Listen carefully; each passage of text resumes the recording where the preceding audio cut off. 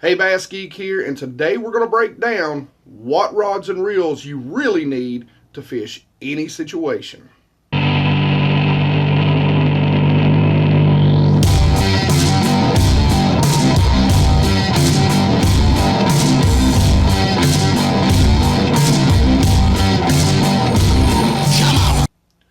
This is the second installment of a series I started earlier this year called If I Only Had One. The first installment was about my second favorite lure, the jig. This installment is going to be about rods and reels, and we're going to start with the 5 rods and reels that you really need to cover any situation as a beginner. But we're going to break it down into the 3 that you should start with, and all the way down into the 1 rod that you could use to do almost everything with. So I know as a beginner, or even as a more advanced angler, rod and reel selection, rod and reel pairing can really be overwhelming because there's so many options out there. Well, this is going to break it down for you guys, and I can even give you an order in which you should buy each one of these rods and reels. Now, I'm not going to talk about brand specifics. I'm not sponsored by anybody, and I kind of like it that way, because when I give you a review, it's a God's honest review on what I feel. And there's a lot of reviews coming. I'm waiting a little later in the season for, A, when I've used a lot of the products that I've used for a season, B, when the fishing really starts to slow down. We're going to focus solely on the action, the length of the rod, and the speed of the reel. Now, we may talk about line and touch on line here and there, but really that's a whole nother video in and of itself. I have a quick question for you guys. I want to do a live stream probably next week, either Tuesday or Thursday night. You guys comment below what would be the best time on a Tuesday or Thursday of next week to sit down and chat with you guys. The other thing is I am fishing the BFL Regional on Kerr Reservoir actually Wednesday. So you may be watching this and I may be out on the lake competing in the regional. I'll be competing for first place is a brand new Ranger boat. And top 6 move on to the Nationals. And they haven't announced where that is. Now you can follow me by looking at my profile in the description. And you can follow me on the FLW website. And they do have an app that you can, I believe, watch live weigh-ins. Or at least live in the sense that the numbers are coming across the screen. I don't think they stream the weigh-ins. I could be wrong on that. All right, so let's get back to what we were actually talking about and what 5, let's start there, rods and reels do you need. Now, you can take these 5 rods and reels and fish any tournament in any situation with a few line changes here and there, but these rod and reel combos will do everything, pretty much everything you need to do, other than, let's say, real heavy lures, other than, let's say, big swim baits, the really big swim baits, and the really big Alabama rigs, and probably the really big spoons. You're not going to be able to do that, and I just stabbed myself with a hook there. So, the very first rod and reel we're going to talk about is going to be a spinning combo. And this is a St. Croix, and remember guys, I'll probably tell you the names of the ones that I have, but I've got somewhere in the neighborhood of about 50 plus rods and reels. I've got 2 lockerfuls in my boat, and you know, I'd say 90% of them are different rods and reels. So I really like to try new rods and new reels and new combos. All right, so this is a St. Croix 7-foot medium action rod, and this is a Pflueger Presidential Series. This spinning rod would be the one and only spinning rod that I would take out of the 5. Now, again, sort of another asterisk I'm going to put. Guys, these things may change, and you may change the 5 based on where you're at. If you're fishing a lot of heavy grass or matted grass, you may slightly change 1 or 2 of these rod and reel combos. But for the most part, you're going to be able to get away with exactly these 5. So as a beginner, strive for the 5. So this thing is going to be able to fish everything from your lightweight lures, your drop shots, your Nikos, your Ned rigs, all the way up to some very light crankbaits, some very light finesse jigs, some very light finesse swim baits. This rod is really versatile in what you can do with it. But you can really get away with doing a lot of different stuff with this rod and reel simply by tying on braid and then tying on a leader. And what's great about that is you can swap that leader out, not waste a lot of line. So if you want to fish topwater, if it's a dingy lake, you can just throw the braid. If you want to fish, if it's a clear lake, you can tie on a monofilament leader. If you're going to fish bottom bouncing lures, you can tie on a fluorocarbon leader. So this rod's really versatile. So the second rod and reel combo of the 5 that I would suggest to you is this. And now we get into our bait casters. This is a medium heavy. It's a 7-foot medium heavy. I would go 7 to 7.3 on my medium heavy rods for the applications I'm getting ready to give you. This is a 7-foot, and I've got it teamed with this is a Veritas 2.0, and I've got it teamed with the Exo Quantum. This is one of my favorite combos. I throw a swim bait on it a lot, as you can see. This combo can fish a lot of different things. You can throw, this is a 1/2 ounce swim bait. This swim bait together is probably somewhere around 3/4 to an ounce. You can throw jigs. You can throw heavy Texas rigs, big lures, spinner baits. Again, this is a combo that is very versatile in what you can throw with it. I like to pair it with a 6.3, 6.4 to 1, somewhere in that mid-6 range. So this combo can do a lot of things when it comes to power fishing, a lot of things that I like to do. Like I said, the swim baits, the jigs, spinner baits, heavy worms, Texas rigs, that sort of stuff you can do very, very well with this rod and reel. So the third rod and reel I would suggest for you would be the 7-foot to 7.3 medium action bait casting combo. Now I've got this Veritas 2.0, which is a 7-foot medium teamed with a Lew's LFS. And I'm going to tell you guys, the LFS series, for the money, I'm going to give them big ups. Now, I've had these for about a year, and so far haven't had an ounce of trouble out of them. This rod and reel combo is great for throwing crank baits, jerk baits, smaller Texas rigs, shaky head, bit larger shaky heads.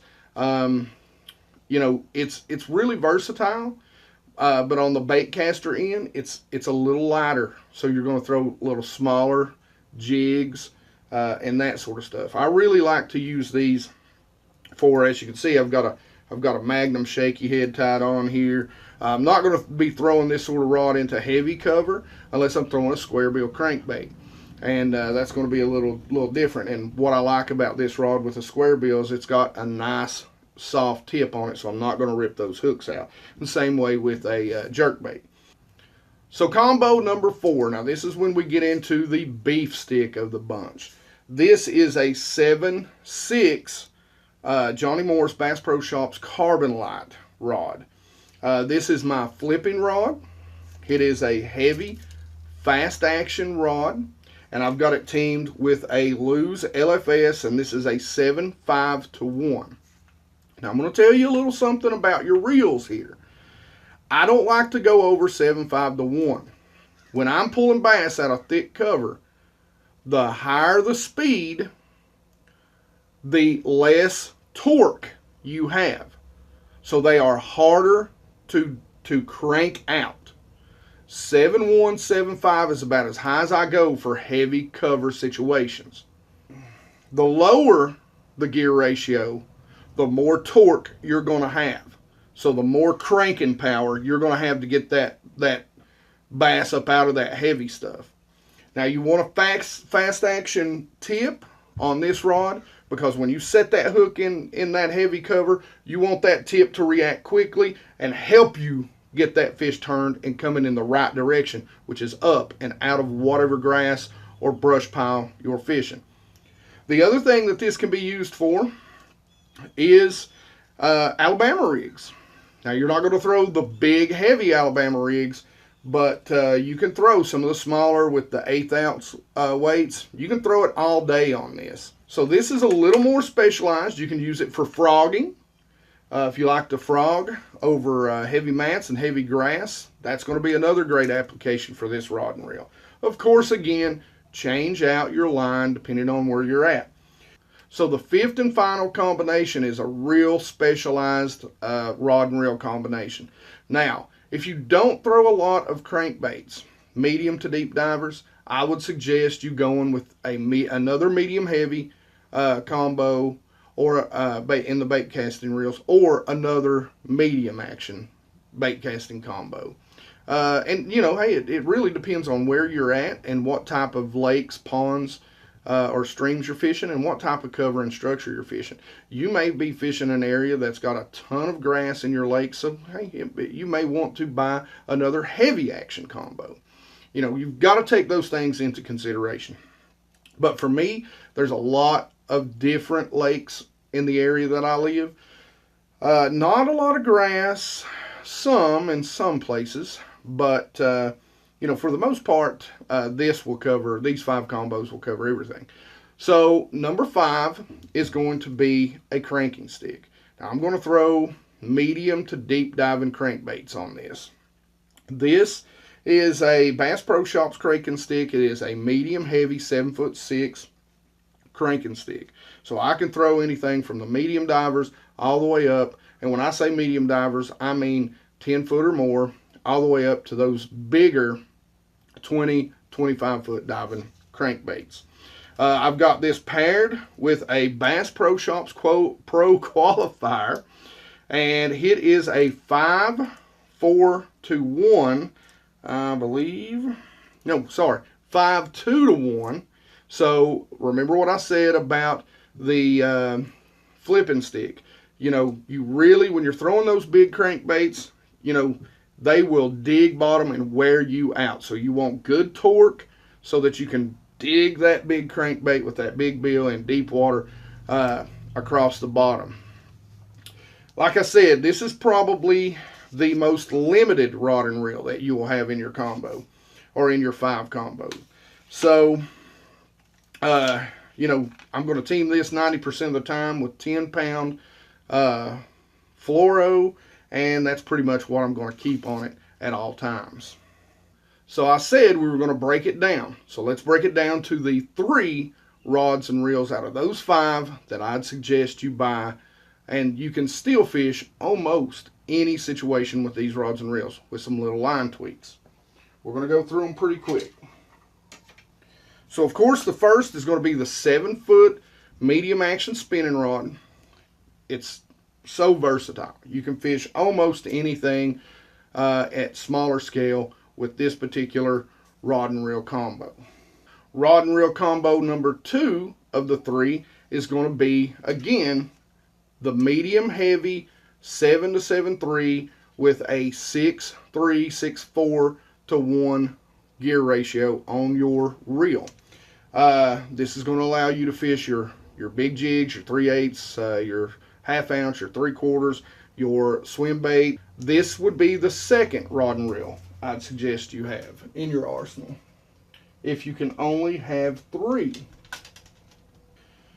And number 3 would be the 7 to 7.3 medium action. Again, I would pair this with something anywhere in the neighborhood of 6.5 to 7.0 when it comes to speed, because you're going to be able to do a lot of different stuff with it. And I know I didn't mention a lot of top water, but this rod and reel right here is going to be able to throw your stick baits, your walking style baits, some of your larger poppers, some of your smaller buzz baits. This All you have to do is tie on a monofilament leader or a braid leader, and I always suggest putting braid backing and tying on a leader to all my rods and reels. So all you have to do is put a leader on this, and you can throw topwater. If I had no other rod and reel combo, I was starting out fishing, what rod and reel combo am I going to pick up? Guys, I'm going to pick up the 7-foot medium action spinning rod. This rod can fish a variation of almost every bait made on the market. There's a smaller, finessier style bait to almost every style of bait. Now, don't get me wrong, you're not going to pitch mats. I have seen guys walk frogs across mats with spinning gear. I don't know if I'd suggest that, but hey, sometimes tie you a heavy leader on, make sure it's long enough, and have at it. You can do almost anything with these. Anything from topwater, jerk baits, crank baits, all your finesse stuff, your drop shots.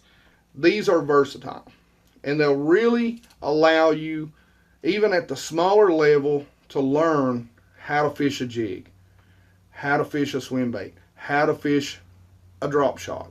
They're just extremely versatile, even though rarely do I use anymore a spinning reel. If I had to suggest you go out and buy one thing when you're learning, a spinning reel is going to be it. All right, so as I said, guys, don't forget to answer the question, what would be a best time or best day for us to do a live stream next Tuesday or next Thursday? What would be a good time to do it, and how many of you guys would be interested in actually attending? Other than that, any sort of questions or comments, please leave them in the comment section down below. You know I love to talk to you guys. I always love to answer your questions, so talk to me. Like it if you like it. Don't forget to subscribe, and you guys rock.